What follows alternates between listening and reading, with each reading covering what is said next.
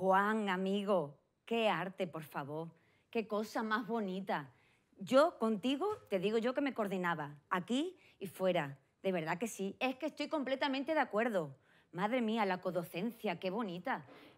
Claro, ¿para qué lo va a hacer uno si podemos hacerlo dos? Estoy completamente de acuerdo, hay que salir de los despachos.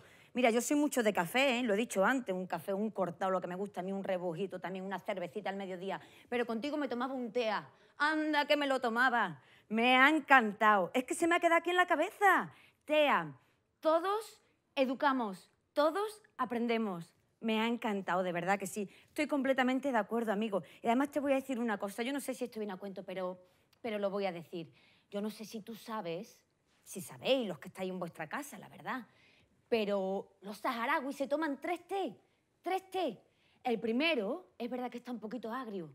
El segundo, dicen que es dulce como el amor. Y el tercero, suave como la muerte. Pues mira, tu tea, de verdad, es dulce y suave. Yo así trabajo como sé. Me gusta mucho lo de ¿cómo voy a convencer? ¿Cómo voy a convencer? No hay que convencer, hay que seducir. Lo has dicho muy bien, me ha encantado. La verdad es que sí. Me gustaría muchísimo trabajar en su instituto. Quién sabe, a lo mejor todavía me cojo, me apunto a la universidad, me hago una carrera y somos compañeros y compañeras, que me encantaría. Y la verdad, Mabel, me vas a disculpar, no sé si es Mabel o Mabel, pero te lo digo con mucho cariño y con mucha educación, tú sabes, estoy completamente de acuerdo, amiga. Mira, las gafas de la inclusión. Es que es verdad, es que es verdad. Vamos a ver, lo del diagnóstico está muy bien, lo hemos dicho antes, pero te digo una cosa y tienes razón. No solo lo valen los diagnósticos. ¿Cómo vamos a poner nada más que una etiqueta? ¿Cómo vamos a hacer un titular y a subrayar con un fosforito? Que me encanta a mí el fosforito, que me lo he traído yo también. Habrá que ver las respuestas esas. Habrá que analizarlas, las respuestas educativas. Y si hay que cambiar, se cambia. Me parece completamente, vamos, cierto, cierto, cierto. Es que tienes razón, lo que estoy aprendiendo de verdad. Mira, al principio había empezado a escribir en una libretita pequeña, pero ya me cogió la grande. ¿Qué de cosas, por favor?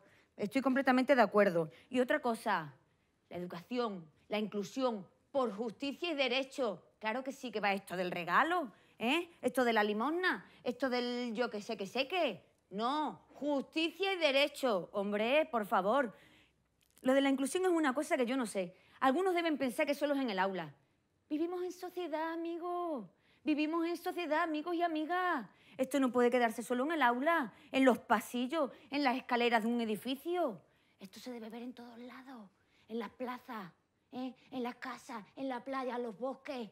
Si somos un ecosistema, somos un puzzle, aquí formamos partes todos, todos somos igual de importantes. Lo que me ha gustado, de verdad, lo vuelvo a coger, el TEA. Todos educamos y todos aprendemos. Me gusta mucho eso de que no nos fijemos solo en las barreras de la persona. ¿Qué barrera tengo yo? Las que me ponéis. Que no estoy tan mal. Que no. Que habrá que observar cómo está el percal alrededor. Las barreras físicas, efectivamente. Las barreras cognitivas, efectivamente. Las barreras sensoriales, efectivamente. Las barreras emocionales. Anda que no hay gente lista por ahí sufriendo. Es una barrera, es una amargura. Si es que eso de verdad, me voy a poner una pegatina azul que estoy muy triste. Pero, Juan, que cuando tú quieras nos tomamos un tea, ¿vale? Para vosotros dos. Olé. Oh, ay, la amarilla, si es que te digo yo que me vengo arriba muy rápido, no te digo yo.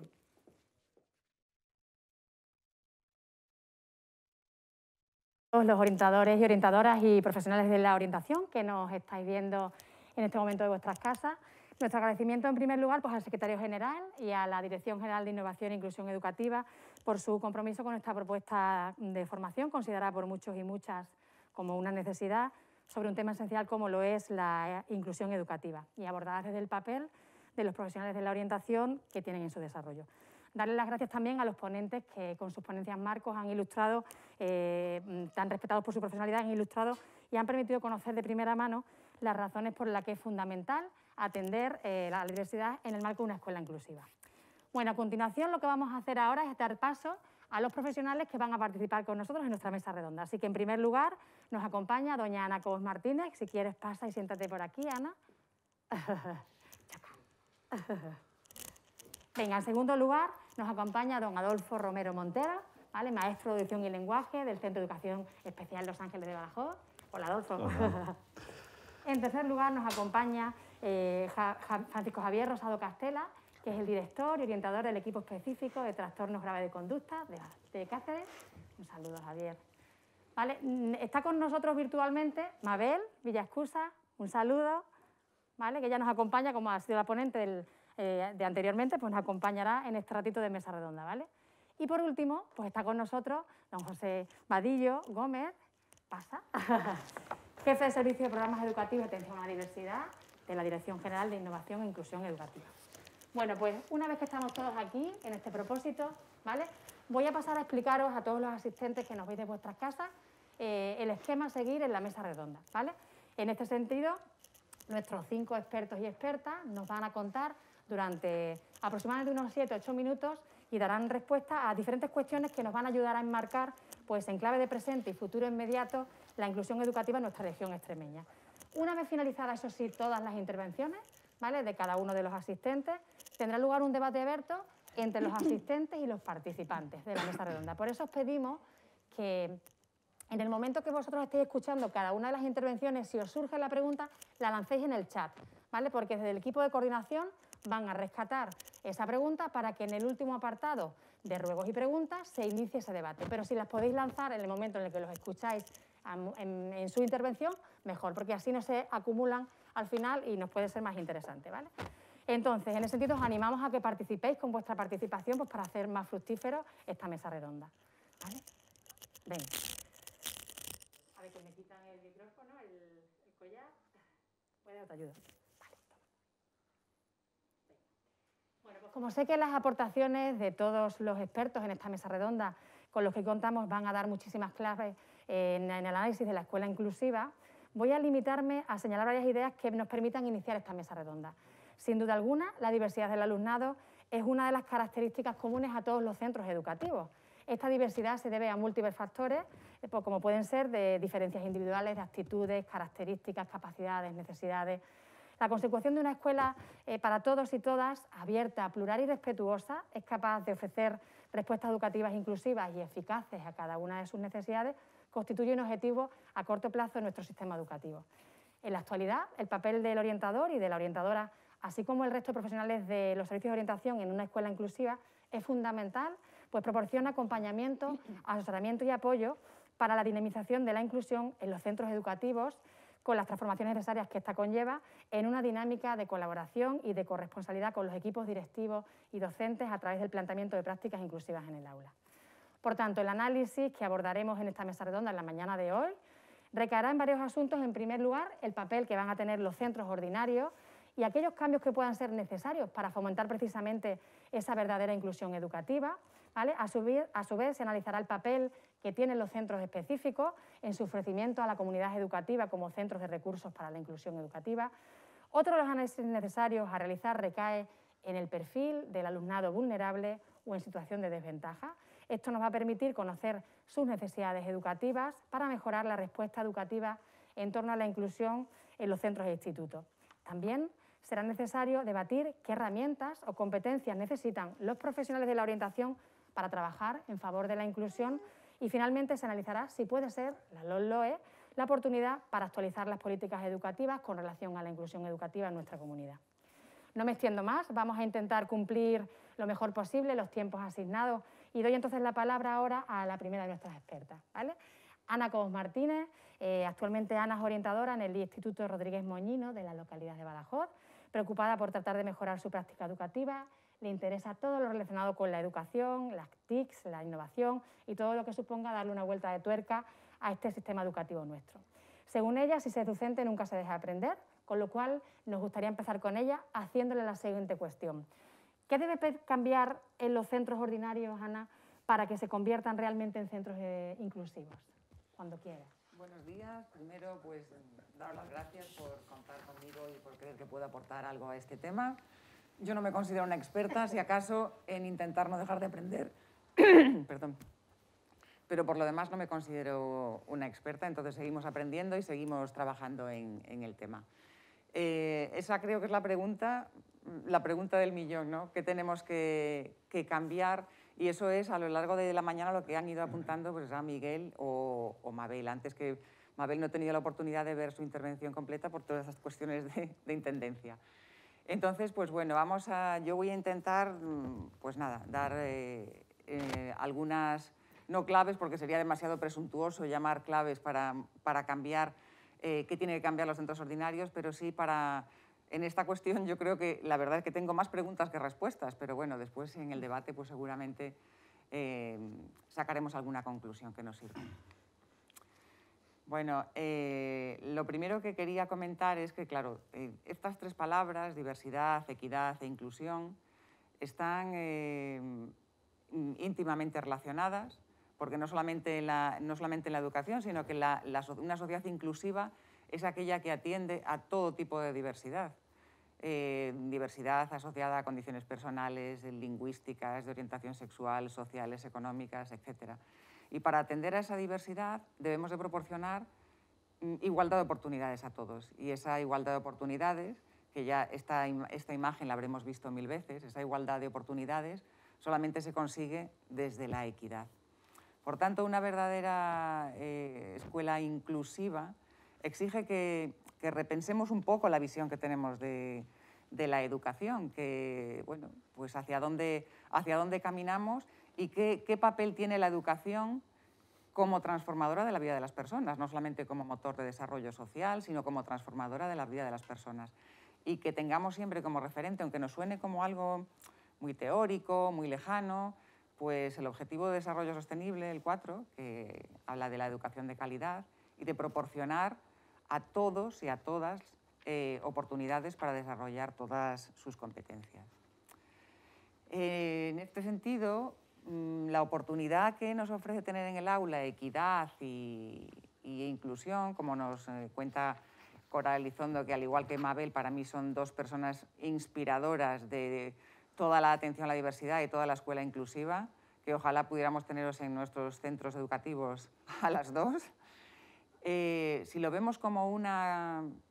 lo percibimos como una oportunidad de cambio, como una oportunidad para innovar, pues es lo que nos tiene que hacer un poco cambiar esa mirada, que encajar un poco las diferencias con la tendencia a la homogeneidad que tenemos en nuestros centros.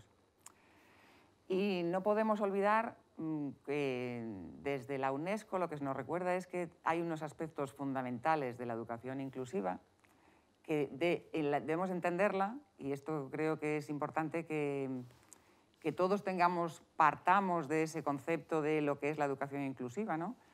Que es un proceso de ayuda a través de ajustes, de adaptaciones, para superar obstáculos que son barreras a veces, que es lo que comentaba antes Mabel, tenemos que poner la mirada en las barreras que tienen algunas personas que superar y que esas barreras, hablamos de ajustes y de apoyos porque si no algunas personas evidentemente por sí mismos nunca podrían pues a lo mejor desarrollar todo ese tipo de competencias, no fuese eso a través de ajustes y adaptaciones y que garanticen tres aspectos fundamentales: la presencia, la participación y logros de calidad. Es decir, si un niño o una niña está recibiendo apoyo fuera del aula, ya no tenemos presencia. Si está haciendo otras actividades diferentes con su librito de otro curso anterior, tampoco tiene participación. Y si los logros no son de calidad, no podemos hablar, si no se dan estos tres requerimientos básicos, no podemos hablar de educación inclusiva. Y bueno, pues yo creo, como dije al principio, tengo más preguntas que respuestas. Tendremos que repensar qué modelo de educación inclusiva queremos fomentar en nuestro centro. Sí que es verdad que tenemos que partir de unos presupuestos básicos de partida, entender todos lo mismo por educación inclusiva, pero cada centro tiene un contexto diferente y tiene unas condiciones. ¿Qué condiciones va a ofrecer o van a permitir que cada alumno o cada alumna desarrolle todas sus competencias? ¿Qué oportunidades le vamos a dar? ¿Cómo vamos a eliminar esas barreras? Que vamos a tener realmente un papel transformador de la vida de esos niños y de esas niñas. Y también repensar, ¿es inclusivo nuestro sistema educativo? ¿Es inclusivo nuestro centro?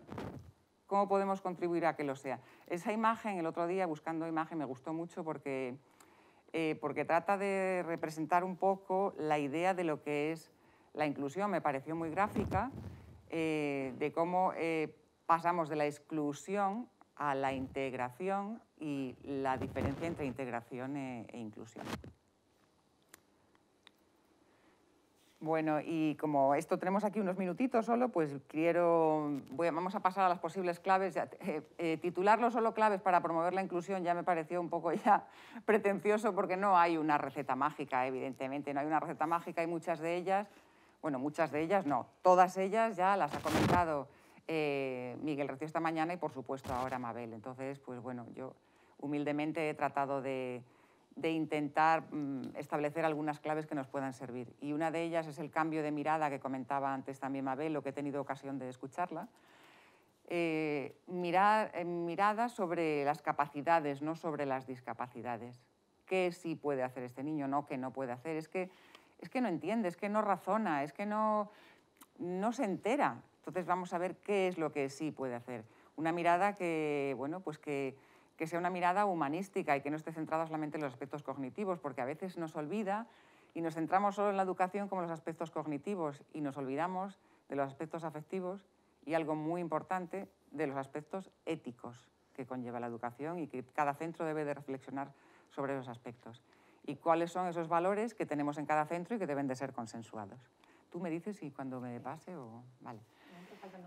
Propiciar en los centros espacios de diálogo y de cooperación, esto es fundamental, pero además, claro, buscar espacios y tiempos. En los centros de primaria a lo mejor puede que sea más sencillo, porque tenemos ahí la hora de la exclusiva, tenemos en los centros de secundaria las reuniones de departamento, la CCP, ¿dónde buscamos esos espacios y esos tiempos? Establecemos objetivos para trabajar durante un curso, durante un trimestre. Es decir, pero tiene que haber un compromiso y una cooperación en la que intervengan toda la comunidad educativa, no que sea solamente el profesorado el que tome las decisiones. Entonces, para crear esa cultura inclusiva, cada centro tiene que intentar crear todos esos valores consensuados y compartidos que he citado anteriormente. Y en esos espacios de diálogo, pues tendremos que revisar todos los documentos institucionales. ¿Son inclusivos? Si le ponemos la lupa de la inclusión, la pasarían. Y bueno, y por supuesto, pues eso parte por del trabajo colaborativo entre el profesorado, que es para mí una de las premisas indiscutibles. Otro aspecto que podemos utilizar, pues, es aprovechar la experiencia de otros centros. El otro día, leyendo una guía de buenas prácticas inclusivas, me gustó esa frase que decía un director, que dice, las prácticas, refiriéndose a su centro, que las prácticas inclusivas que realizamos pueden llevarse a cabo en cualquier centro. Es decir, a veces no es tanto una cuestión de recursos o de formación, sino una cuestión de sensibilidad y de querer hacerlo, ¿no? Otra cuestión es... Te quedan 20 segundos. Vale, concretar y diseñar actuaciones específicas, es decir, si diseñamos actuaciones específicas, que después, ahí he puesto ejemplos que aparecen en una guía que no las voy a detallar ahora, y desarrollar esas prácticas, es decir, concretarlas y después desarrollarlas, que a lo mejor no puede ser una inclusión, digamos, a una velocidad grande. Bueno, pues a lo mejor son pequeñas prácticas que traten de reflejar esas actuaciones y que después podamos valorar y podamos medir. Y un aspecto fundamental es la formación del profesorado, que esto también lo comentábamos precisamente antes de entrar, que la formación del profesorado parece que depende excesivamente de la voluntariedad del cuerpo de profesores y profesoras, y a veces a lo mejor debe de haber una cierta, no sé si llamarle obligatoriedad o llamarle necesidad, me gustaría más, de que exista esa formación específica en equipos directivos, en orientadores, en profesores. Y bueno, pues ahí he apuntado muchas cosas que ya han desarrollado anteriormente, como el cambio en metodologías, utilizar otro tipo de metodologías inclusivas, ABP, FLIPEC, LACTIC, el DUA, cambiar la evaluación, que considero que es otro pilar fundamental de la inclusión, desarrollar redes de apoyo, la docencia compartida, en fin. Bueno, y por último, pues repensar nuestro papel como profesionales de la orientación. ¿Qué funciones realizamos? ¿A qué le dedicamos más tiempo? ¿Queremos docencia? ¿No queremos docencia? ¿Estamos desarrollando actividades multitarea, desatendiendo, queriendo hacer mucho y hacemos a veces nada? Lo digo por mí, no lo digo por nadie más, lo digo porque a veces quieres hacer tantas cosas que, bueno, cómo utilizamos el asesoramiento como herramienta de transformación en los centros y, bueno, otras propuestas, pues elegir hojas de ruta que ya están establecidas, o sea, hay mucha literatura, hay mucha evidencia ya que se pueden tomar como referencia y, bueno, luego las políticas educativas, que no me voy a meter en esto, que seguramente después José Vadillo va a hablar de ello. Y, en resumen, pues un centro inclusivo debe de ser un centro que acoge, que promueve la participación, que dialoga, que coopera, que genera altas expectativas entre su alumnado. Y, bueno, pues nada más. Espero no haberme pasado mucho. Fenomenal, Ana. Perfectamente ajustada al tiempo, así que muchísimas gracias por tu intervención. Muy interesante todo lo que nos has planteado, así que muchísimas gracias, te lo agradecemos. Bueno, pues pasamos ahora la palabra, ¿vale?, a don Adolfo Romero Montero.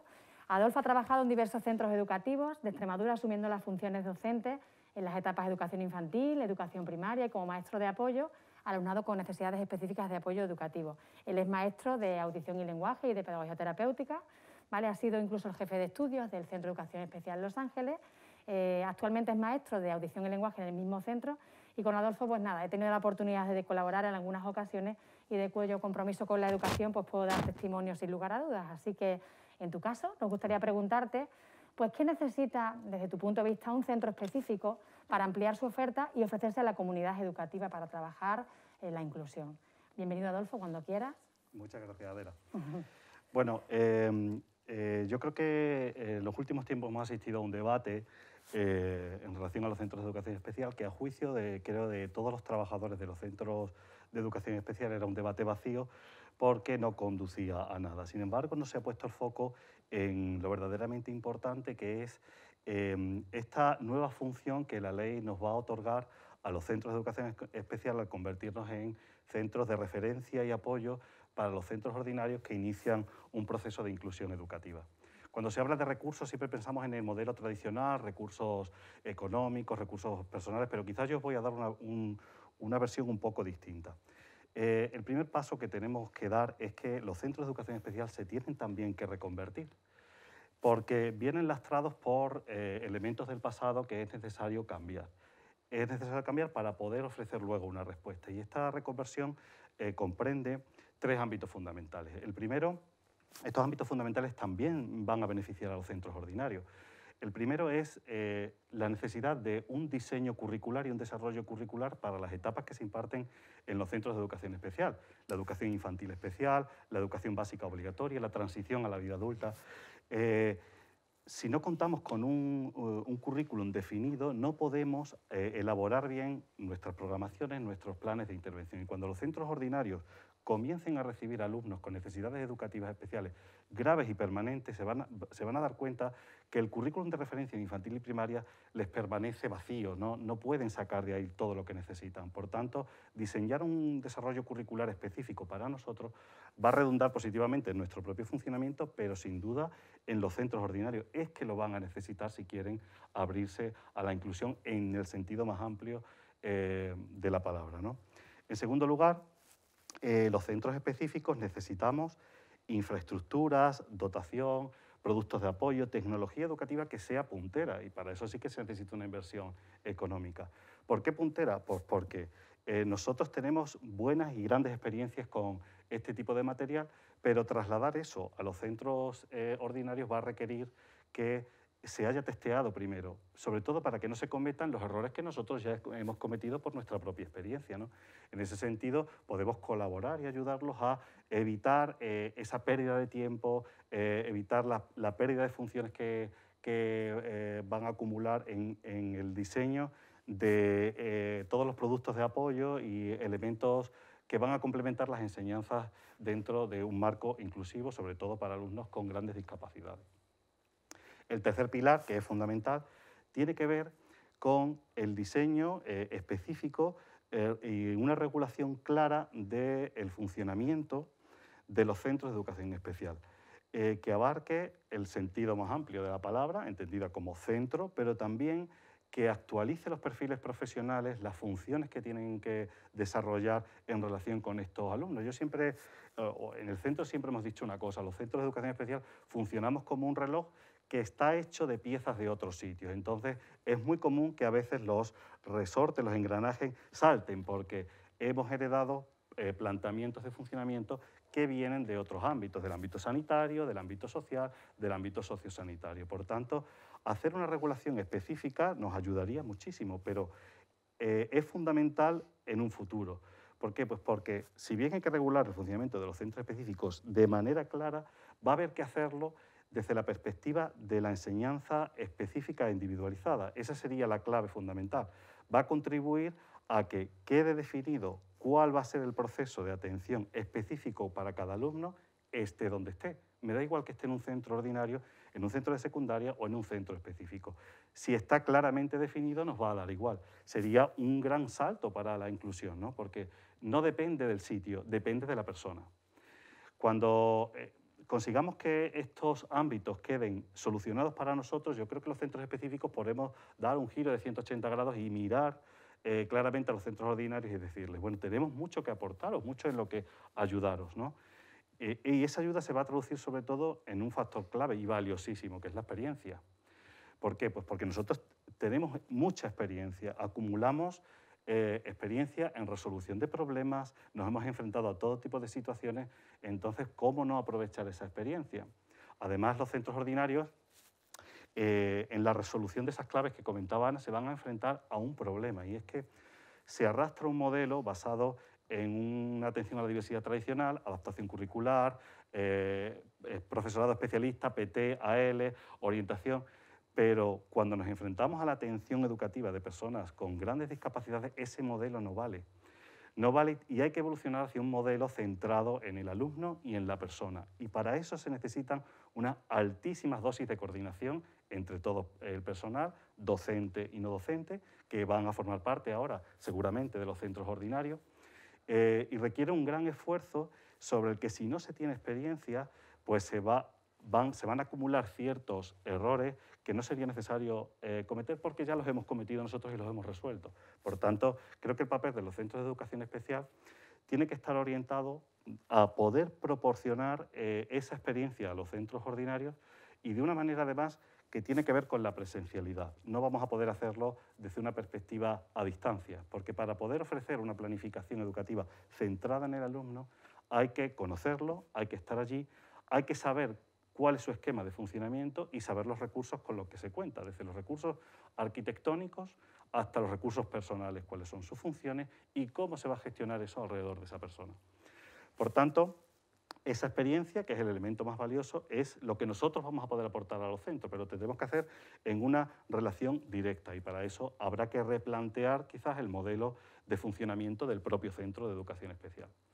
Por último, y retomando la idea del debate vacío de si los centros educativos de educación especial van a desaparecer o no, que yo creo que no vamos a desaparecerlo, estoy seguro de ello, y además es que no podemos desaparecer porque hay un rango de alumnado que solo tiene sentido su atención educativa en un marco tan específico como el nuestro.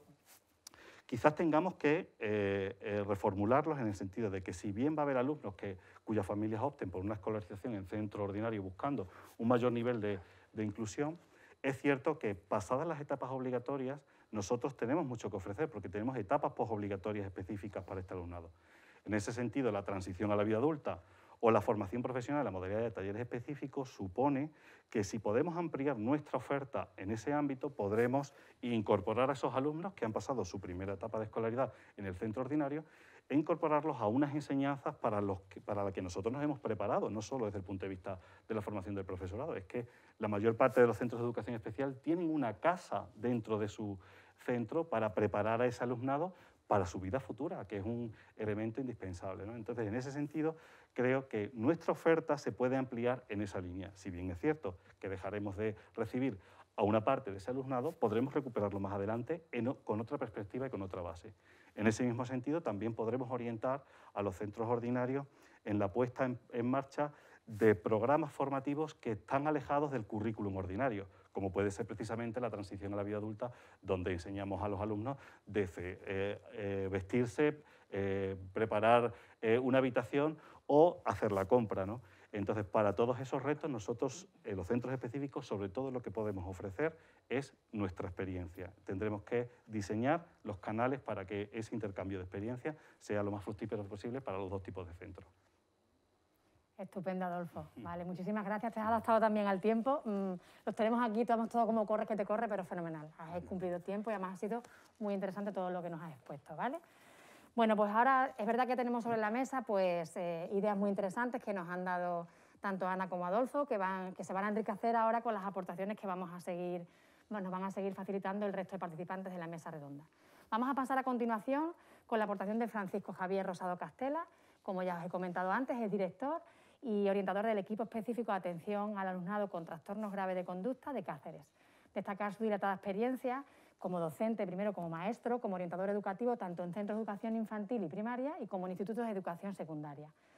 Bueno, pues todos somos conscientes de que el objetivo fundamental de nuestras intervenciones educativas giran en torno al alumno o a la alumna. Y precisamente teniendo en cuenta ese binomio en la necesidad y respuesta que tenemos que buscar como orientadores, nos gustaría, Javier, pues conocer tu opinión en torno a varias preguntas que queremos lanzarte. Primero, ¿cuál es el alumnado con mayor desventaja y claves que podemos ofrecer para mejorar esa respuesta educativa a estos alumnos? E incluso, ¿qué alumnado consideraríais que podría beneficiarse de estas metodologías inclusivas? Adelante, Javier.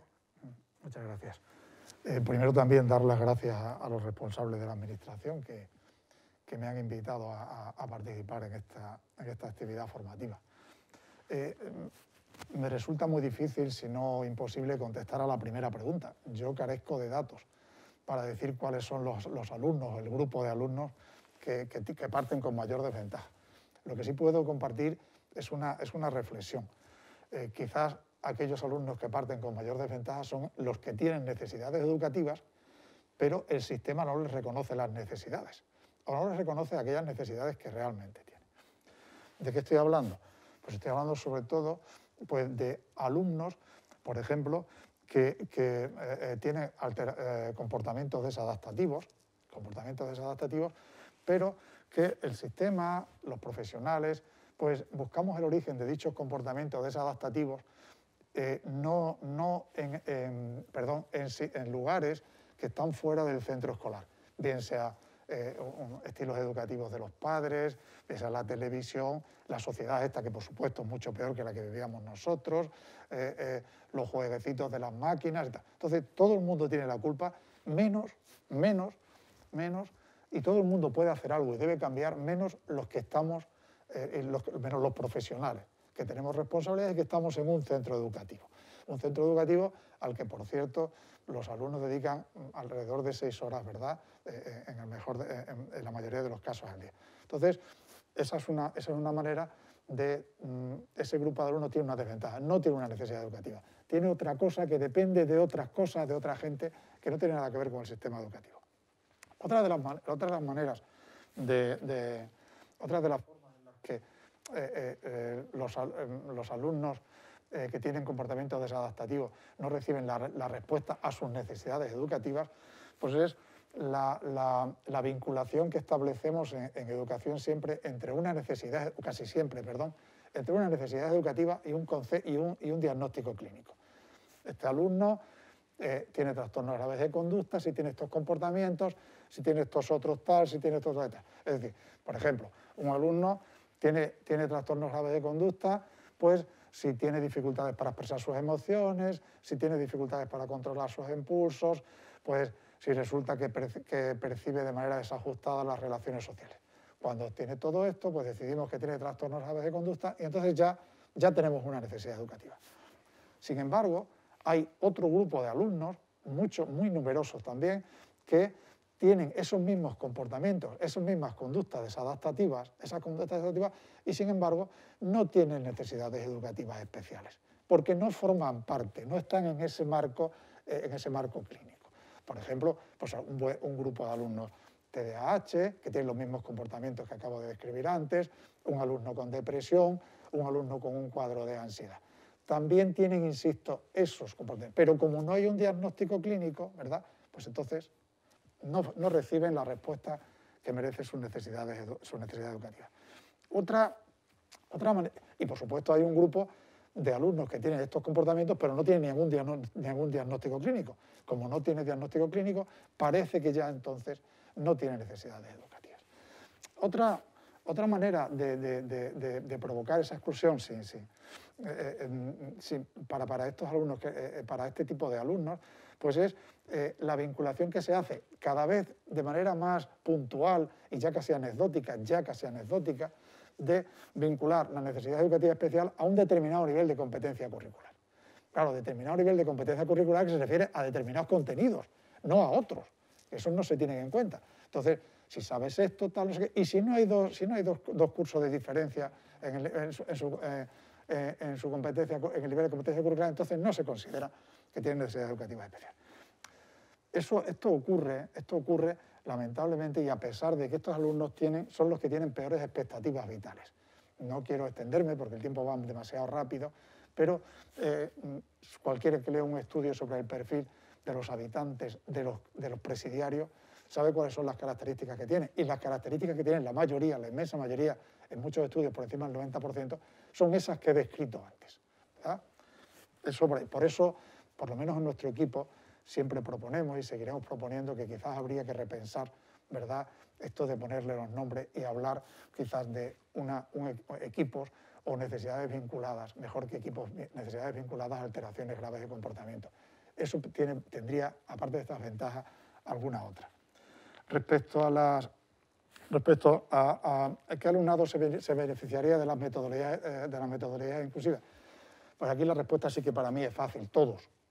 Yo no conozco ningún alumno, tenga las necesidades que tenga, sean necesidades detectadas o no, que no se vaya a beneficiar de un método basado, de los métodos cooperativos, de los métodos basados en proyectos, del enfoque del diseño universal de aprendizaje, del método 3.0. Todos se benefician. ¿Por qué? Porque son métodos que favorecen sin ningún tipo de duda la inclusión, porque favorecen la relación y favorecen el éxito. Pero, ¿quiénes se van a beneficiar más? Pues evidentemente, un alumno que tenga problemas de control de emociones, un método como el cooperativo que le permite comunicarse con sus compañeros, evidentemente se va a beneficiar muchísimo. Un alumno que tenga una tolerancia a la frustración muy baja, necesita éxito. ¿Qué manera mejor de tener éxito que trabajar por proyectos, de manera que él tenga un papel ajustado a sus posibilidades, ¿verdad? Y así de definitiva. Por lo tanto, sin ningún tipo de duda, los métodos que favorecen la inclusión educativa son absolutamente recomendables. Y la tercera pregunta, las claves, y voy ya corriendo mucho, si nos metemos en el paradigma inclusivo, todos debemos aceptar que lo primero que hay que modificar para dar respuesta a todos los alumnos, indudablemente, es el contexto. Para modificar el contexto, yo creo que hay algo que es importante. Debe analizarse todo el sistema educativo, pero creo que sería pecar de iluso creer que se puede hacer un análisis de todo el contexto educativo de buenas a mañanas. Pero sí que es cierto que me parece que llevamos ya, si mis cuentas no fallan, 30 y tantos años desde que empezaron los SOEF y los SAPOE hasta el momento actual. Y desde ese momento ha habido, en Extremadura al menos, una doble red. Ha habido tiempo, esos 30 y tantos años, pero además una doble red de asesoramiento interno y externo. Creo que sería absolutamente necesario, antes de seguir dando paso, analizar cuál debe ser el papel de esta red de profesionales especialistas a la hora para que puedan favorecer la inclusión. Y me estoy refiriendo a cuestiones, como ya ha comentado antes Ana, me estoy refiriendo a las funciones, a la reestructuración, a la redistribución de los recursos, a cuál es la relación que tienen que tener los servicios de orientación desde el punto de vista administrativo con los equipos directivos, tanto los internos como los externos. En definitiva, creo que eso es absolutamente necesario. Dentro de ese análisis que se haga, y perdonadme la rapidez, lo que sí que creo que es muy importante es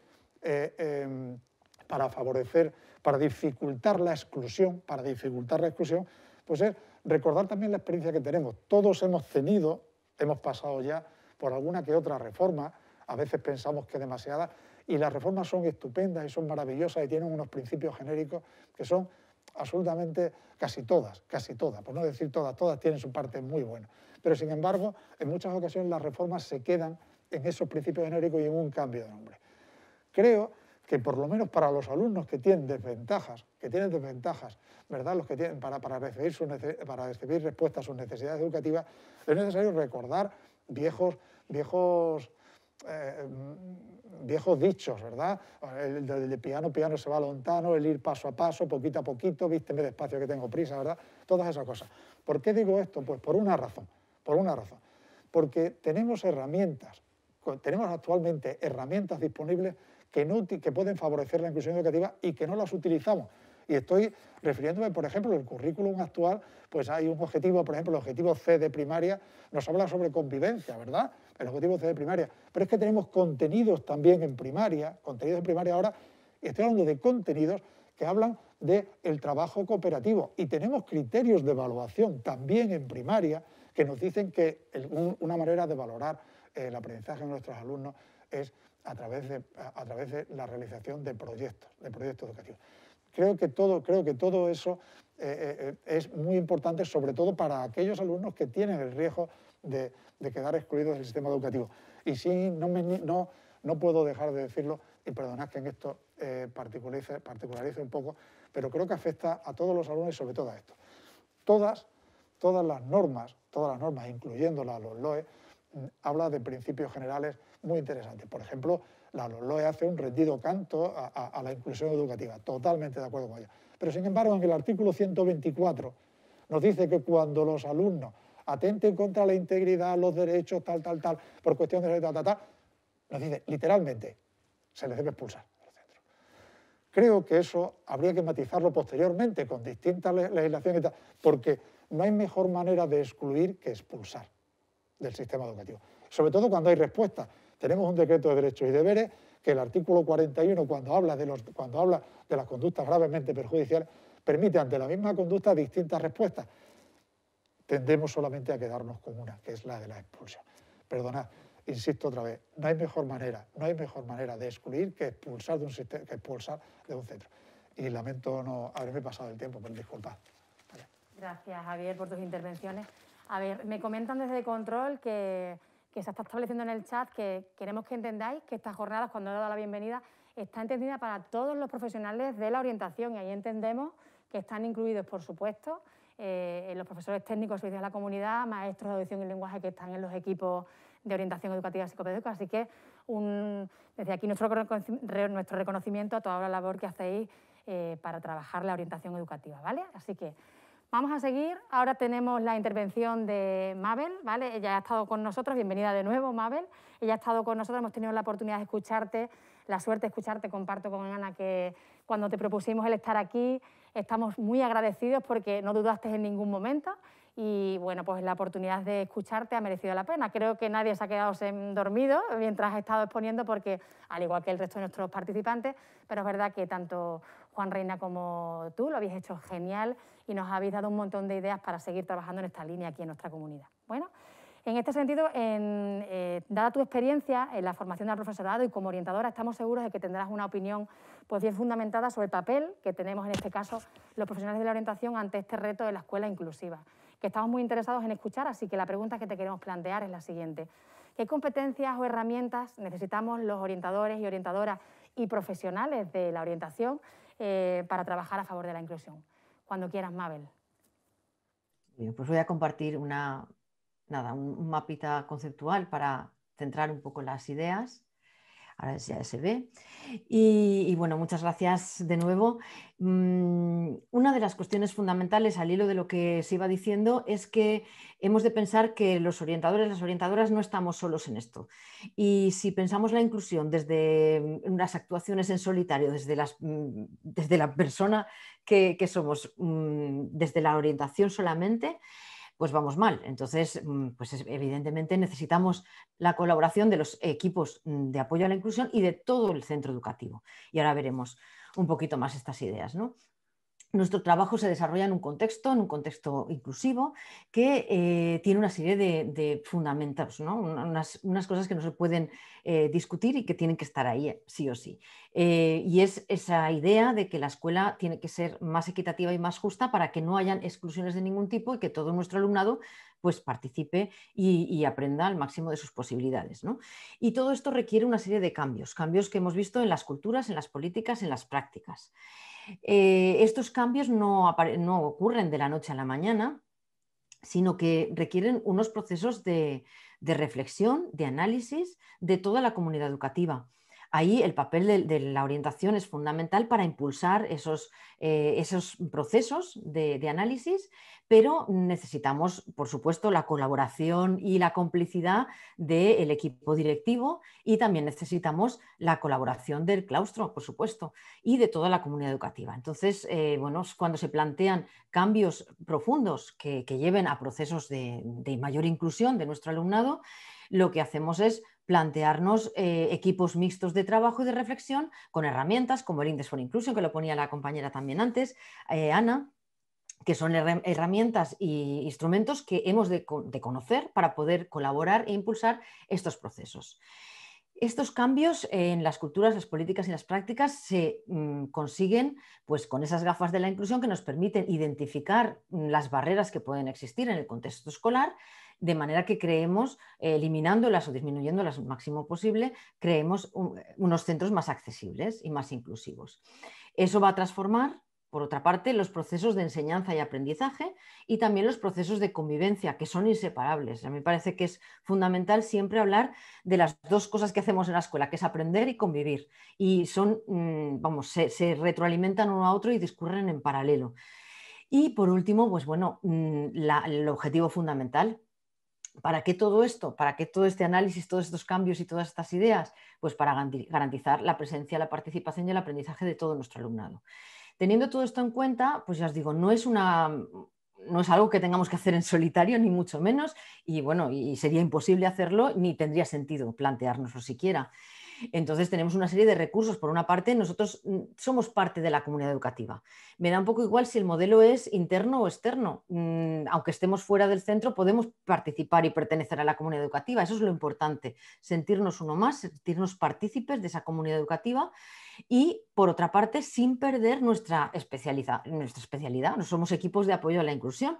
Por lo tanto, hemos de compartir con el claustro, con la comunidad educativa, ese sentimiento de pertenencia que va a hacer que seamos útiles porque conocemos a esa comunidad y además la acompañamos en esos procesos de cambio, pero además los acompañamos desde nuestra parte técnica, ¿vale? Por lo tanto, no hemos de perder nunca de vista que somos un recurso para el centro, y como recurso para el centro somos más útiles si nos alejamos de planteamientos puramente clínicos, y también si nos alejamos de planteamientos pseudodocentes, por así decirlo. Quiero decir que hemos de ser orientadores, orientadoras, o el papel que nos toque jugar como equipos de apoyo en la inclusión. Por otra parte, también hemos de contar y de conocer muy bien cuáles son esas redes de apoyo del entorno. No hemos podido verlas con detalle antes porque es poquito tiempo el que tenemos, pero bueno, todos sabemos que construir un mapa de recursos de nuestro entorno es una herramienta que nos puede ayudar muchísimo en el asesoramiento a los centros y a los equipos directivos y a los claustros. Y a las familias, por supuesto, conocer con qué recursos contamos de sanidad, de servicios sociales, en fin, y de otros muchos campos que os animo a que analicéis en vuestro entorno porque son un recurso fundamental y un apoyo a la inclusión. Y por otra parte está la formación del profesorado, que no cabe duda que es otra de las herramientas que podemos utilizar como asesores y asesoras de los centros. ¿Vale? Llegamos un poco a lo que son los profesionales de la orientación educativa. ¿Qué competencias hemos de desarrollar o tendremos que pensar, ¿no? Por una parte, las competencias son los aspectos técnico-profesionales, ¿no?, que nos definen y que están compuestos por lo que sabemos hacer, es decir, la teoría, nuestros conocimientos, y ahí pues, bueno, ya hemos dado muchas ideas de lo que significa la inclusión y por dónde podían ir estos conocimientos, ¿no? Que actualizasen nuestro saber profesional. También lo que sabemos hacer, es decir, la práctica, nuestras habilidades propias, que cada uno pues, bueno, tiene las suyas en función de su experiencia y vamos adquiriendo nuevas habilidades, y también cómo lo hacemos, nuestra actitud.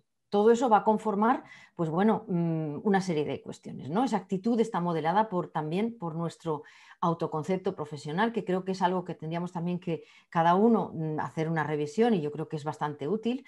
Este autoconcepto se relaciona con las expectativas tanto propias como del centro con el que trabajamos. Sabemos todos y todas por experiencia que es importante saber qué esperan de nosotros en cada centro. A veces, al no tener la orientación, un currículum establecido como se tiene de otras especialidades, muchas veces encontramos que cada centro espera de nosotros algo diferente. Y eso a veces es un problema y otras veces puede ser una oportunidad también. Y es un poco la idea que deberíamos también tener en la cabeza, ¿no? Porque todas estas expectativas y ese autoconcepto nos va marcando nuestras prioridades a la hora de intervenir y también nos va definiendo un estilo de orientar. También en el marco de la inclusión hemos de tener en cuenta los valores que manejamos en el centro, esas culturas inclusivas que se tienen en el centro, porque son los valores que tenemos que adoptar también a la hora de diseñar nuestros planes de intervención en los centros. Esos valores del centro y también los valores del docente inclusivo. Aquí os recomiendo un estudio que se hizo y que ahora está en proceso de revisión en 2011 en la Agencia Europea, donde es el estudio TI4I, que luego os podré dar la referencia también si queréis, donde marcaba 4 valores esenciales en el docente inclusivo y que cualquier profesional de la orientación debe también tenerlos presentes. Y yo creo que los tenemos bastante. Uno es el valorar la diversidad de nuestro alumnado. Esto es importante porque nosotros somos muchas veces los que presentamos al alumnado, a los docentes, a nuestros compañeros y compañeras del centro, y cuando nosotros presentamos al alumnado hemos de ser cuidadosos porque tenemos una responsabilidad importante en la representación que la otra persona que tenemos delante se hace de este alumno o alumna que estamos presentando, ¿no? Entonces, valorar la diversidad del alumnado, apoyar a todo el alumnado y tener altas expectativas hacia todos y todas es fundamental, y sabemos lo importante que es que nuestro alumnado perciba que tenemos buenas expectativas y que confiamos en que va a poder avanzar y progresar en sus estudios. Y los otros 2 valores que me parecen fundamentales en lo que estamos comentando esta mañana, creo que ya se me acabó el tiempo, es la colaboración y el trabajo en equipo con toda la comunidad y sobre todo también con las familias y cuidar el desarrollo profesional propio, ¿vale? Concluyendo, creo que necesitamos considerar nuestro trabajo de una forma mucho más global que lo que veníamos haciendo hasta ahora y mucho más integrada en los procesos de enseñanza y aprendizaje y de convivencia de los centros, fomentando la participación de toda la comunidad educativa. Yo creo que ya no nos imaginamos y no podemos imaginarnos nuestro trabajo en solitario, sino con la colaboración y el apoyo y la complicidad, ya os digo, del equipo docente y de las familias y de otros profesionales que están en nuestro entorno más próximo. Y también no quiero acabar sin nombrar la necesidad en este momento de trabajar y de tener en cuenta la competencia digital de los orientadores y orientadoras. En 3 áreas fundamentales. Primero, por las tareas de orientación con las tecnologías, que ahora mismo nos han sido impuestas por las circunstancias, ¿no? Y ya hemos visto, pero también porque la sociedad del conocimiento y de la información necesita que nosotros hagamos una serie de tareas, como por ejemplo una buena curación y selección de contenidos, de todo lo que hay para nuestro profesorado, para poder hacer un buen asesoramiento y otras muchas cuestiones que tienen que ver con las tareas de orientación y tecnologías.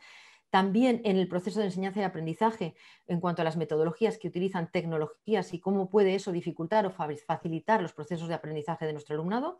También por la accesibilidad, por la docencia online y el asesoramiento que eso también necesita cuando tenemos a nuestros alumnos y alumnos trabajando desde casa y con una serie de barreras y de necesidades, cómo hacer un apoyo a distancia, por ejemplo. Y también, por último, otro ámbito de intervención en cuanto a las tecnologías y la orientación es la ciberconvivencia y ese nuevo contexto de relación y de desarrollo personal que supone el estar continuamente conectado a otras personas por redes sociales. Bueno, yo creo que necesitamos adoptar una perspectiva más amplia de la orientación, centrada en los procesos de enseñanza-aprendizaje y la convivencia, creando oportunidades para que todo nuestro alumnado, pues ya os digo, no perder de vista ese lema que tenemos ahí presente y yo creo que deberíamos tener siempre, en fin, como meta fundamental, que es la presencia, la participación y el aprendizaje de todo nuestro alumnado. Muchísimas gracias, Mabel, por acercarnos a este reto que se nos plantea como orientadores en nuestra educación. Muchísimas gracias. Espero que hayas estado cómoda. De todas maneras, luego te vamos a tener en el apartado de ruegos y preguntas, así que no nos abandones, ¿vale? Bueno, mirad, ahora voy a dar la palabra a José Vadillo Gómez. De José destacamos su trayectoria en varios perfiles educativos, pues como docente, como orientador de departamento de orientación, como asesor de atención a la diversidad de la unidad de programas educativos, y en el momento actual es el responsable de las políticas educativas como jefe de servicio de programas educativos de atención a la diversidad de la Dirección General de Innovación e Inclusión Educativa de la Consejería de Educación de Extremadura. Su experiencia en diferentes facetas educativas y el lugar que ocupa como agente en la Administración nos va a permitir con su aportación conocer de primera mano, José, es lo que te queremos preguntar, si puede ser la LOE la oportunidad para actualizar las políticas educativas con relación a la inclusión educativa en nuestra región. Adelante, José. Muchas gracias, Adela. Me das más poder del que yo tengo. Responsable político, es mucho, ¿no? Y también, un poco siguiendo con la broma esta de ese poder, me has puesto un título muy malo, político, con la mala prensa que tiene ahora mismo esa palabra, ¿no? O sea, ya me has puesto una etiqueta que no sé si voy a ser capaz de salir de este embrollo. Pero bueno, intentaremos lo mejor que podamos tirar para adelante, ¿no? Yo traía aquí una idea de la política para mí, y es una definición que existe, ¿no? La política es las directrices que orientan a la acción, al modo en que utilizamos los medios para conseguir un objetivo. Desde ahí todos ejercemos política. La política no es lo que nos vende los medios de comunicación. La política es lo que nosotros hacemos en nuestro día a día y cómo enfrentamos y buscamos conseguir unos objetivos. Estemos pensando en ello o no, estamos actuando. Lo mismo que somos modelos en nuestra labor educativa con nuestros hijos, con nuestros alumnados, somos modelos con nuestras actuaciones de cómo entendemos y cómo vemos la política educativa. Ese sentido noble, el sentido noble de la política es ese. El sentido noble de la política es cómo podemos mejorar la realidad, cómo podemos mejorar el día a día para todos, que es para lo que estamos aquí. Yo agradezco muchísimo estar aquí ahora, no me apetece, pero tengo que estar, puesto que soy el jefe y como tal lo asumo. Agradezco mucho todo lo que he estado oyendo, porque realmente habéis dado muchísima información que nos viene bien para el servicio que represento, ¿no? Y esa oportunidad que tengo ahora mismo la estoy agradeciendo, pero también tenemos que reconocer y ser conscientes que esa política de ese poner en práctica, esta pandemia nos está permitiendo ver cómo hay gente que, yo digo, si me lo permitís, que vive de la educación y gente que vive para la educación. Y los profesionales que tenemos, por suerte, la mayoría viven para la educación. Es muy importante que seamos conscientes que eso es lo que tenemos que buscar. Es cierto que es nuestro modo de vida, pero si solamente me mantengo ahí sustentándome económicamente y no doy el paso con las aportaciones que se han hecho ahora, que estáis aquí porque sois todas personas muy implicadas, no llegaríamos a más allá. También quiero recordar algo que se ha dicho aquí de un modo más o menos claro, que nosotros lo que estamos es para permitir el derecho a educación de todo el alumnado. Javier nos ha recordado muy bien, por otro lado, que hay alumnado que excluimos del sistema, en este caso por cuestiones conductuales, pero a veces no es por cuestiones conductuales, a veces por otras cuestiones. Es cierto que el conductual es el que se excluye más rápidamente porque lo vemos fuera. No le estamos permitiendo ejercer su derecho a la educación. Normalmente los que han trabajado conmigo más cerca me habrán oído hablar del norte. Yo digo, no perdamos el norte. ¿Cuál es el norte? El objetivo ese, el objetivo de que tenemos que dar respuesta a todo el alumnado. Es un derecho del alumnado, pero es una obligación nuestra dársela al alumnado. Entonces, no debemos perder esa orientación que nos lleve hacia el objetivo que es dar respuesta a todo el alumnado, porque estamos para dar respuesta a todos y a todas las niñas que tenemos. A pesar de los obstáculos que nos encontremos, a pesar de que a veces la administración, a la cual en este momento me toca un poco representar, porque todos somos administración, pero yo represento a esa cosa más gris de la administración, os pongamos problemas, os mandemos a veces mogollón de muchísimos papeles, muchísimas cosas, y decir, ¿y esto para qué? A pesar de eso, que hay que trabajar para el alumnado. Tenéis que obviarnos a nosotros y que no olvidemos cuál es nuestro objetivo, cuál es nuestro norte, qué es lo que nos marca nuestra línea. Y si encuentro un obstáculo, pues yo cuando me encuentro en un río y no puedo pasar, y se reirán luego de mí mis compañeros del servicio, porque ya empiezo con mi ejemplo, busco un puente o un vado. Lo que no voy a decir, como no puedo pasar, no lo hago. No, habrá que buscar los caminos, las alternativas que nos permitan continuar y seguir hacia nuestro objetivo. Estábamos antes aquí comentando en la entrada algunas cuestiones y yo decía que quería hacer una reflexión del otro día de una conversación que salió en la tele, de una entrevista que hicieron a una doctora de Médicos Mundi, ¿no?, que le decían, bueno, ¿cómo podemos luchar contra el hambre? Y decía ella, si luchamos contra el hambre, me muero, no puedo, yo no puedo luchar contra el hambre. Ella lucha para salvar la vida de un niño en concreto. Es cierto que la atención a la diversidad no son solo los equipos de orientación, no solo el servicio de orientación, no solo los departamentos, no. La atención a la diversidad es desde el maestro tutor, maestro especialista, los centros específicos. Atención a la diversidad somos todos y todas los que estamos en la enseñanza, porque todos tenemos que atender la diversidad. En el aula solo existe diversidad, no existe otra cuestión. Entonces dice, ¿cómo me enfrento yo a eso? Bajo los brazos y digo, ¿cómo voy a ser capaz de enfrentarme? Pues te tienes que enfrentar, como decía esta doctora, ese niño que tienes delante, a ese hay que salvarlo, por ese hay que luchar, por ese hay que cambiar lo que sea y no olvidar que tiene todo el derecho, igual que todos sus compañeros. Entonces eso es muy importante. Bueno, para poner en práctica este derecho, aquí se han hablado, se han dicho muchas cosas y esta jornada tenemos una herramienta, contamos con un recurso, con un modelo, que es el DUA, que se ha nombrado aquí varias veces de un modo indirecto, el diseño universal para el aprendizaje, como nos decía, como nos ha dicho varias veces Milagros Rubio de aquí o María Barceló en un curso que hicimos para el aprendizaje, no del aprendizaje, porque fijaros lo que decía antes, los que viven de la enseñanza y los que viven para la enseñanza, los profesionales, no es lo mismo un diseño de aprendizaje que un diseño para el aprendizaje. Entonces, ese modelo lo tenemos, ese modelo que lo han nombrado de un modo indirecto tanto Ana antes como Mabel, hablándonos de la presencia, participación, el aprendizaje, las altas expectativas, todo eso nos lo está dando ese modelo.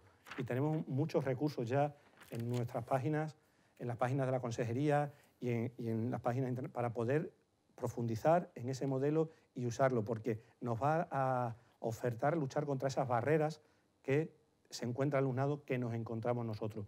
Y ahí hay muchos recursos que no tenemos por qué pararnos mucho más, porque estoy viendo que se me va el tiempo y hay varias ideas que me gustaría decir.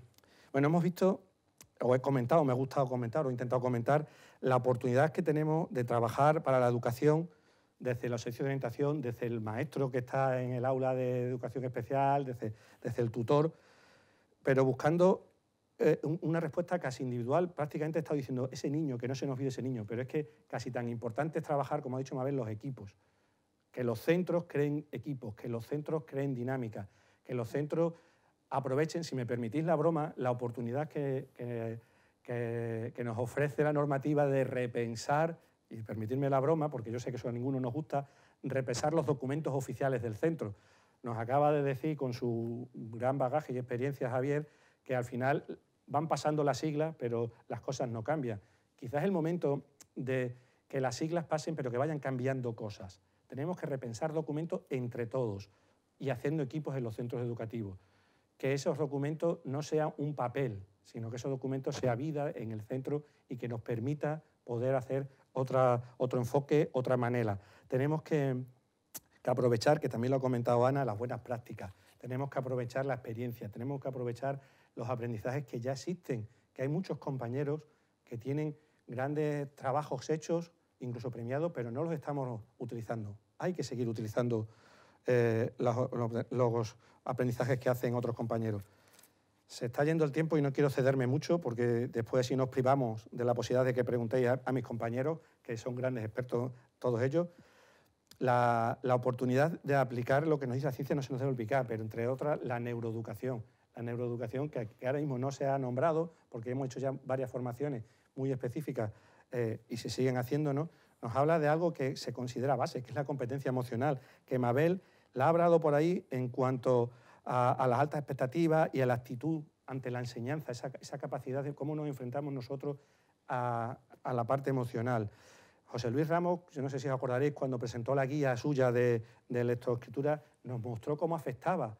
Y quiero aprovechar para nombrar a los compañeros nuestros, como antes he dicho Milagros Rubio, pues ahora José Luis Ramos, que son grandes compañeros, grandes profesionales que tenemos en Extremadura también, ¿no? ¿Cómo afecta la parte emocional en las dificultades de lectoescritura? ¿Cómo se convierte en un bucle en el que fracaso, no me atrevo, aumenta el fracaso? ¿Cómo tenemos que romper ese círculo vicioso para entrar en un círculo virtuoso, que también lo habéis comentado por aquí, que pueda vivir el éxito, que pueda vivir una experiencia positiva y entonces me atrevo? Y como me atrevo, vuelvo a vivir el éxito y vuelvo a tener experiencia positiva.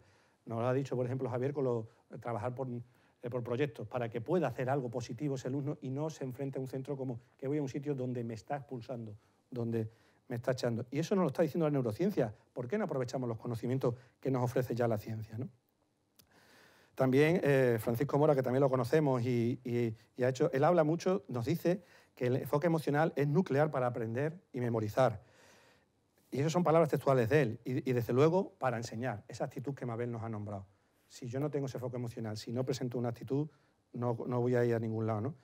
Y, por supuesto, se aprende lo que se ama, pero también se enseña lo que se ama. Si yo no amo mi profesión, difícilmente podré transmitir esa empatía, transmitir esa alegría, transmitir a mis alumnos. Entonces, es muy importante la parte de esa afectiva. Bueno, ya me he pasado del tiempo, no quiero ser muy pesado.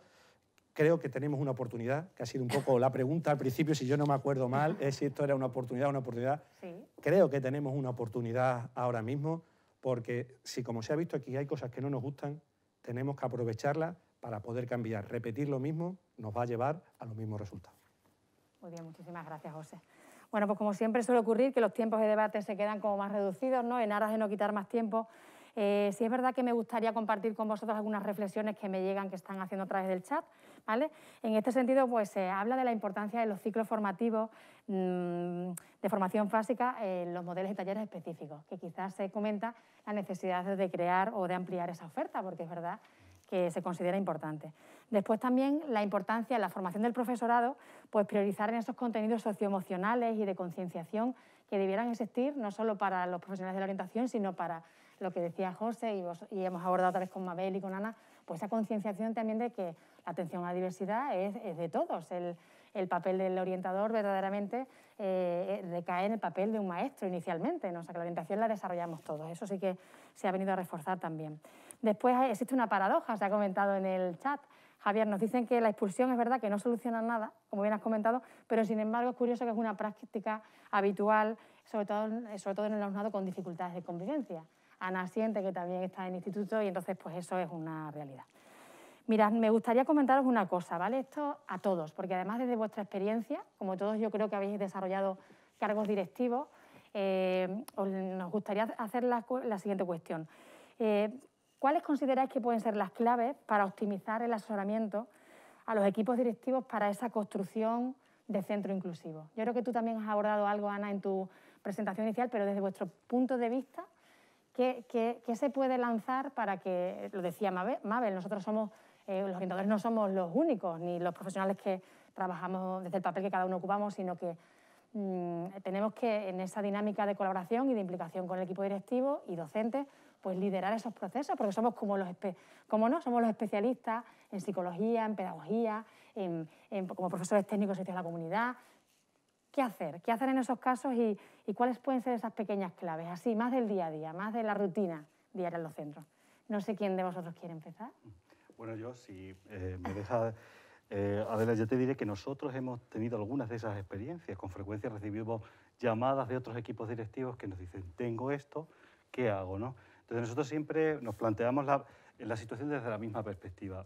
Tienes que contarme qué tienes y qué quieres hacer.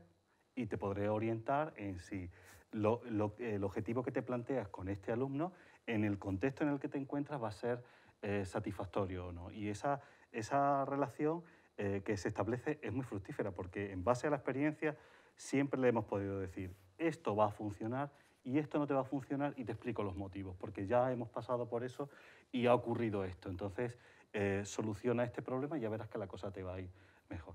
Lo único que necesitan los equipos directivos de un lado y otro es un poco también de tiempo, de poder reunirse, de poder contextualizar la situación para cada alumno en concreto y reorientar la respuesta desde una perspectiva individualizada, porque también los equipos directivos a veces afrontan esos retos desde el bloqueo del marco de su centro. Yo tengo esto y esto es lo que tengo. Bueno, tienes eso, pero además tienes muchas cosas más, tienes mucho personal, y si tienes buenas intenciones seguro que sales adelante, ¿no?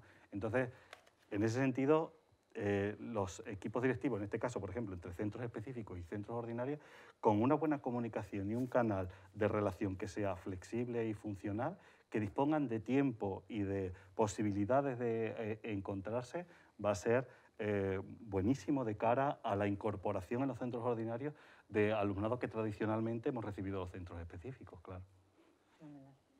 No sé, Ana, si tú quieres aportarnos algo más. Pues el asesoramiento yo creo que forma parte de nuestro ADN como profesionales de la orientación y la cuestión es cómo llevamos a cabo ese asesoramiento, claro. Antes, como comentaba José, yo creo que el transformar, el crear una cultura transformadora hacia la inclusión en un centro ordinario, pues hay dos pilares fundamentales. Uno, sí podemos ser nosotros, pero no podemos ser los adalides de la inclusión y actuar solos porque no conseguimos nada, no podremos caminar solos. El otro es, sin duda, los equipos directivos, que son los que tienen el mayor peso en las responsabilidades. Entonces, ahí tenemos que establecer ese asesoramiento siempre, siempre, siempre, y para mí esto es una premisa fundamental, desde un trabajo colaborativo. Y para que se dé ese trabajo colaborativo tiene que haber una formación, como dijimos antes, y a lo mejor, pues, no sé, a lo mejor debe de establecerse una formación específica para equipos directivos, para que todos entendamos lo mismo cuando estamos hablando de inclusión. Y después, a nivel así más de intendencia, pues yo creo que a lo mejor es bueno buscar esos espacios y tiempos, es decir, que a lo mejor el orientador, la orientadora, claro, cuando es externo, cuando es en equipo es diferente, pero cuando está en un centro de secundaria, tenga tiempos de coordinación con los equipos directivos, pues para realizar ese asesoramiento, establecer pues a lo mejor pequeñas hojas de ruta de qué vamos a hacer este curso, qué vamos a hacer este trimestre, con indicadores de ejecución y de logro. A veces este asesoramiento tiene un poco, claro, nosotros somos juez y parte y eso a veces pues lo dificulta un poco. Es decir, si yo no etiqueto a este niño como de necesidades, resulta que la PT no lo puede atender. Y eso es una paradoja porque el espíritu de, hasta donde yo sé, la resolución de 29 de abril del 96, aunque nos quede ya muy lejos, hablaba que las funciones de los PTs y ALs, aparte de atender a los alumnos con necesidades educativas especiales, era también atender directamente o asesorando al profesorado a aquellos alumnos con dificultades de aprendizaje. Si para eso necesitamos que tenga la etiqueta, el PT, por ejemplo, o la PT no puede desarrollar una docencia compartida, porque la norma se lo está impidiendo. Entonces, por eso digo que a veces somos juez y parte, pero que, bueno, pues de eso, creo que dentro de las claves del asesoramiento está el trabajo colaborativo, el establecer tiempos y el establecer pequeñas hojas de ruta que nos vayan guiando un poco hacia lo que queremos conseguir. Javier, a ver en tu caso, ¿qué nos cuentas? Bueno, yo estoy de acuerdo, claro, con el planteamiento tanto de Ana como de Adolfo, pero creo que también pero quiero retomar algo que yo ya comenté antes. A ver, me parece que hay que hacer un análisis de las funciones de los profesionales de los servicios de orientación y en ellos yo incluyo, evidentemente, como ha dicho antes José, al maestro, a la tutora, a la profesora de filosofía. También son profesionales de la orientación y no tiene sentido. Entonces, ahora mismo hay en la doble red que tenemos disfunciones y una de las disfunciones que se producen en la doble red es precisamente a la hora de regular el asesoramiento. Recordad que no solo asesoramos a centros, asesoramos a equipos directivos y creo que si no la memoria no me falla, la circular de funcionamiento nuestra, esto habla también de la inspección, ¿verdad? Asesorar también, creo recordar. Entonces, eso tenemos que ver qué es lo que estamos haciendo bien y qué es lo que no está funcionando. Y viendo eso, teniendo en cuenta siempre la meta, en este caso estamos hablando de educación inclusiva en la que todos estamos de acuerdo. ¿Qué es lo que debe cambiar del asesoramiento o qué necesitamos, qué herramientas necesitamos a la hora de asesorar para que funcione mejor y que el asesoramiento funcione? Y una de las cosas que necesita un asesor evidente, es libertad de asesorar. Y a veces, los que hemos trabajado en centros mucho tiempo, y aquí parece que todos hemos trabajado en centros, esa libertad de asesorar se cuestiona un poquito o nosotros mismos nos la autocensuramos. ¿Por qué? Porque dependemos administrativamente en cuestiones tan de comer, perdonadme que descienda las cosas de comer, como nuestros horarios. Y eso es un hecho. Nosotros dependemos nuestros horarios de aquel que tenemos que hacer un asesoramiento, que tenemos que hacer un informe que no está de acuerdo con la línea educativa del centro. Quiero decir, insisto que mi respuesta es que hay que hacer un análisis y ver cómo hacer asesoramiento mejor teniendo en cuenta la meta final. Eso es, que es la inclusión educativa. Muy bien, Javier. Mabel, no sé si has levantado la mano, me indican que querías participar, claro. Pues bueno, yo simplemente añadir un par de cosas desde la Comunidad Valenciana cuando se empezó a trabajar por por cambiar hacia una mayor inclusión en los centros educativos, lo primero que se planteó, entre otras cosas, es la formación de los propios equipos directivos para que conocieran qué significaba la inclusión y cómo podían cambiar la organización del centro sobre todo, y bueno, todas esas políticas, culturas y luego al final las prácticas para que fueran más inclusivas. Y también se hizo formación a los inspectores también y inspectoras, al cuerpo de inspección, porque también es fundamental, son una pieza clave también y complementaria al asesoramiento que nosotros hacemos a los centros, con lo cual si todos caminamos un poco en la misma dirección y tenemos las mismas ideas claves, pues podremos conseguir mucho más que haciéndolo de manera individual y en solitario, ¿no?